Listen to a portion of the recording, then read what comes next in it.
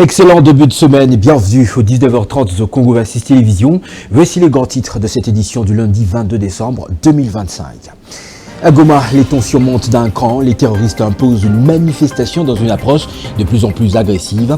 Le climat devient étouffant dans la capitale du Nord Kivu. L'armée rwandaise et ses supplétifs locaux multiplient les actes de manipulation afin de laver leur image, déjà ternie sur la scène internationale. À Kinshasa, cap sur le développement, le président Félix Tshisekedi donne le coup d'envoi du projet ambitieux d'extension de la ville. Depuis Menkao, de la municipalité Maluku, une nouvelle vision pour désengorger la capitale et moderniser l'habitat. Et puis, dans la page sportive, à quelques heures du choc RDC Bénin, la Confédération africaine de football désigne un arbitre sud-africain pour diriger cette rencontre décisive dans la Coupe d'Afrique des Nations Maroc 2025 prévue pour ce mardi au Royaume de l'Atlas. Voilà tout pour les principaux titres. Voici à présent le développement. Le président de la République, Félix Tshisekedi, a officiellement lancé ce lundi 22 décembre à Menkao, dans la municipalité Maluku, le projet d'extension de la ville de Kinshasa. Il s'agit d'une initiative d'envergure visant à désengorger le centre-ville, répondre à la forte croissance démographique et offrir un nouveau souffle au développement urbain. Cette extension prévoit la création d'une nouvelle ville moderne dotée d'infrastructures administratives, résidentielles, économiques et sociales sur plusieurs milliers d'hectares. À l'est de la ville de Kinshasa, Félix Tshisekedi insiste sur l'importance de l'aménagement planifié de cette zone, appelant les autorités locales, les urbanistes et les investisseurs à travailler main dans la main pour garantir la réussite de ce projet stratégique.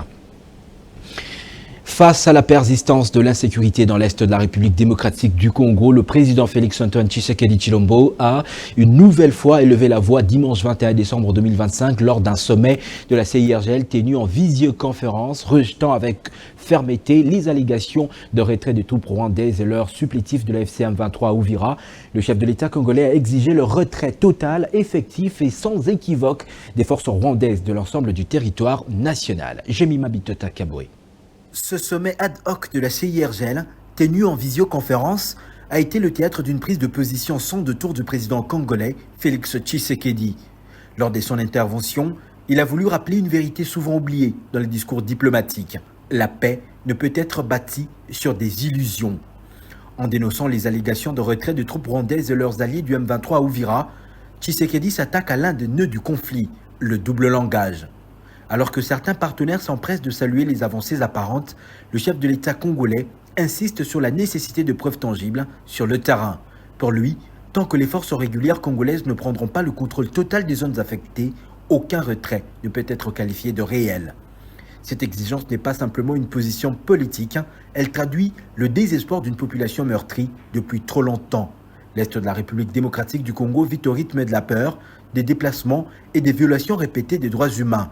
Dans ce contexte, tout compromis flou devient une trahison silencieuse. L'appel de Tshisekedi vise donc à responsabiliser les acteurs régionaux et internationaux, car si la République démocratique du Congo doit faire sa part pour y restaurer la paix, elle ne peut y arriver seule. Le moment est venu pour les partenaires de prouver que leur solidarité ne se limite pas au communiqué. Le processus de paix en République démocratique du Congo est un tournant. Il sera crédible uniquement s'il repose sur les engagements clairs, observables et vérifiables. C'est le message ferme mais juste que Tshisekedi a voulu faire passer pour que les mots cèdent enfin la place aux actes.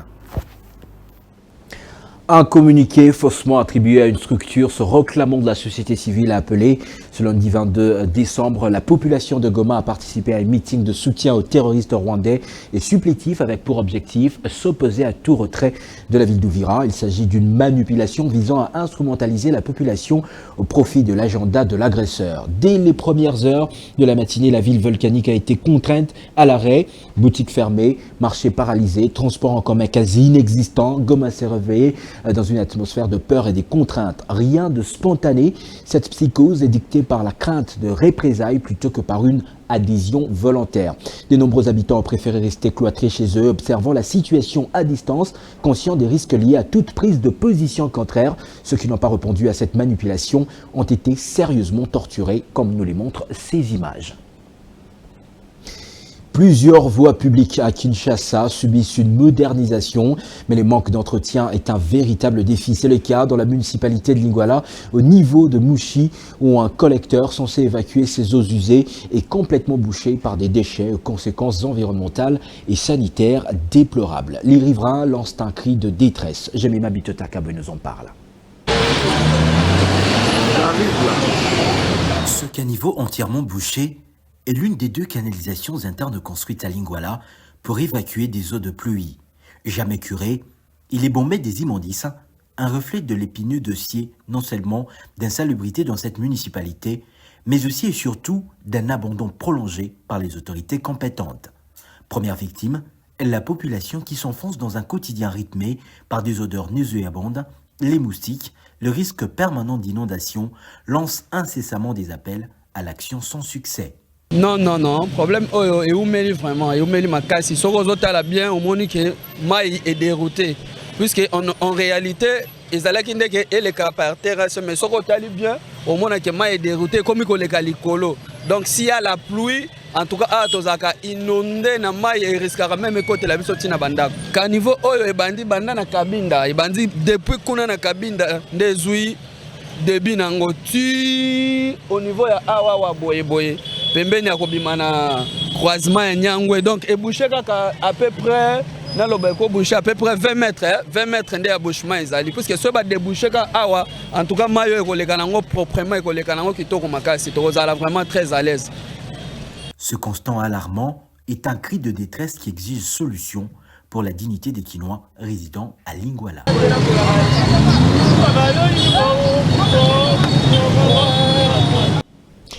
Face aux défis sécuritaires auxquels ils font face, les habitants de différents quartiers de la municipalité Ngalima ont reçu ce lundi 22 décembre le dirigeant de cette municipalité. Objectif, lui faire part de l'insécurité grandissante dans leurs quartiers respectifs ainsi que d'autres difficultés. Témoin de cette rencontre, notre confrère Trésor Kanetombi Koma. Cette rencontre s'inscrit dans le cadre de la création des comités locaux de sécurité voulus par le chef de l'État, Félix Tshisekedi, pour faciliter l'éradication de l'insécurité dans la ville de Kinshasa, en proie à ces fléaux. Pendant 2 heures d'échange, le numéro 1 de la municipalité d'Ngalima, Fulgence Bolonkono, accompagné de son adjoint, Gilles Kibwanga, a donné la parole à chaque chef de quartier. Question d'exposer les difficultés auxquelles ils font face dans leurs quartiers respectifs.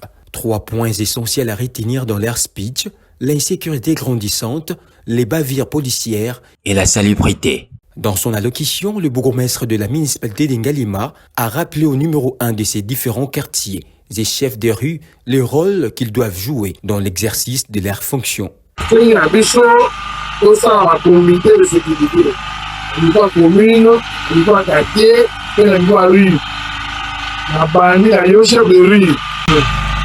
Yosho Beri, Yeba, Mukumomo, Amongo, Wabara yo. Yo itakite Mukunyoso Atari yo. Mukadimoso sa ya kwa. Pontango kitakosa lema, yo goya goya yamone fani, super rola. Lors de leur prise de parole, quelques notables conseillers municipaux se sont montrés satisfaits pour ces échanges qui constituent une lueur d'espoir pour les populations de ce coin de la capitale, tout en faisant quelques recommandations. Vous savez que ce n'est pas qu'en un jour les tout pouvaient échanger. Là, on pouvait dire que le quartier Congo, auparavant, on pouvait dire qu'on venait de les durs, face à une zone rouge. Mais aujourd'hui, plutôt, je pouvais dire qu'il y a du calme au quartier Congo. Il y a du calme, il y a un changement. Et là, nous sommes en train de voir dans quelle mesure on pouvait quand même tout terminer par rapport à cette insécurité. Et nous avons parlé avec les bourgmestres, on a essayé de ressortir un peu des résolutions par rapport à tous ces problèmes, surtout les problèmes de l'insécurité. Je pense au moment de venir ensemble avec le bourgmestre, les conseils communaux, la police ou encore les gens des renseignements. Nous allons en finir. Et surtout que c'est ce que le chef de l'État, le gouverneur de la ville, est en train vraiment de donner tous les jours. Au finish, Fulgence Bolonkono, bourgmestre de la municipalité d'Ngalima, s'est exprimé en ce mot. Nous avons demandé à la population de se prendre en charge, parce que la sécurité commence à la base. Des pères de famille, par les chefs de rue, par les chefs de localité et ça monte. Donc jusqu'à notre niveau, on peut prendre des jours. Et ça commence à faire. C'est pour ça qu'on a demandé aux chefs de rue d'être actifs dans les rues. Ici est de signaler que cette rencontre a réuni les quartiers Congo, Lubudi, Lonzo et Kikenda, tous de la municipalité d'Ngalima. Dans la province de l'Ituri, plus de 200 personnes ont signé une phase décisive pour l'adhésion au sein de l'AFDC et AFDCA, parti regroupement, cher au professeur Modeste Bahati Lukwebo, deuxième vice-président du Sénat. Le dimanche 21 décembre 2025, ces militants qui se déclarent convaincus de l'action du président statutaire, réunis autour de leur leader, ont adhéré de manière libre au parti de la Houche. Témoin Joël Balinda, notre correspondant en Ituri.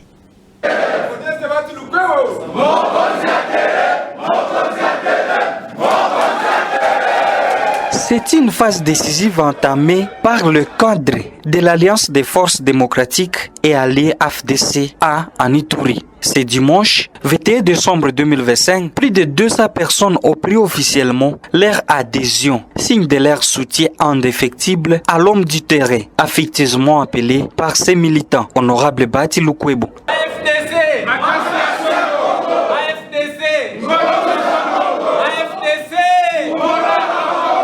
Cette activité grandiose, bouleversante dans la classe politique, de par sa conviction idéologique, attire des grands hommes de la province de l'Ituri à y prendre adhésion. L'un d'eux, M. Mouchi, qui réaffirme sa détermination au sein de l'AFDC. Après avoir lu les statuts et les règlements d'ordre intérieur, c'est ce qui m'a beaucoup motivé, fait comprendre que non, il fallait que je puisse rejoindre l'AFDC. Je n'ai pas espéré à un avantage, mais vu que je suis un leader, je ne pouvais pas faire un acte pareil sans que je ne sois accompagné. Point focal de certains groupes. La population iturienne engagée derrière la vision du chef de l'État veut voir un changement positif qu'a engagé le sénateur Bahati Lukwebo dans les social du peuple congolais. Grâce à ses oreilles attentives, précise M. Emmanuel Lungano. Déjà visible. Ouais.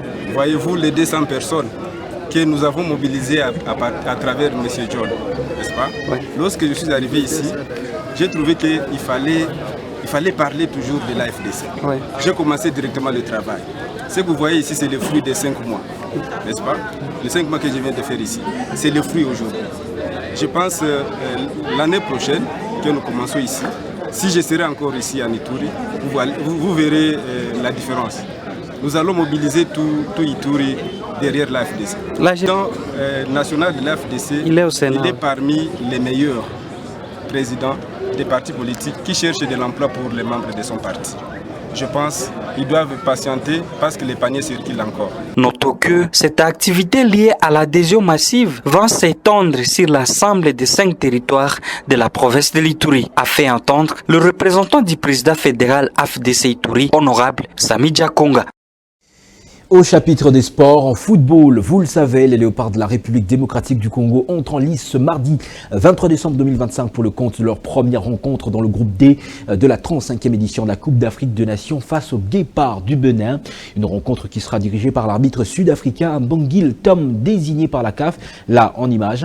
Bien connu du public congolais, cet officiel de la CAF est au centre des débats pour ce choc où les poulains de Sébastien Desabre devront faire parler de leur talent et de leur détermination. On rappelle, le coup d'envoi de cette opposition est donc prévu à 13h30 heure de Kinshasa.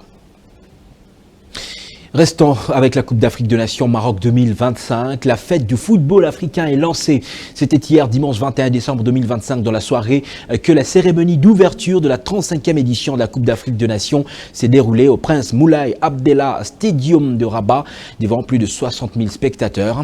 Un spectacle haut en couleur durant lequel les Maroc, pays hôte, a battu les Comores lors du match d'ouverture par un score de 2-0. La compétition se poursuit aujourd'hui lundi avec 3 matchs au programme. La Zambie contre le Mali, alors que l'Égypte sera face au Zimbabwe et la République sud-africaine est en train d'affronter en ce net moment l'Angola. Quant à la République démocratique du Congo, le rendez-vous est donc pris pour demain mardi contre le Bénin, on vient de le dire, à partir de 13h30 heure de Kinshasa.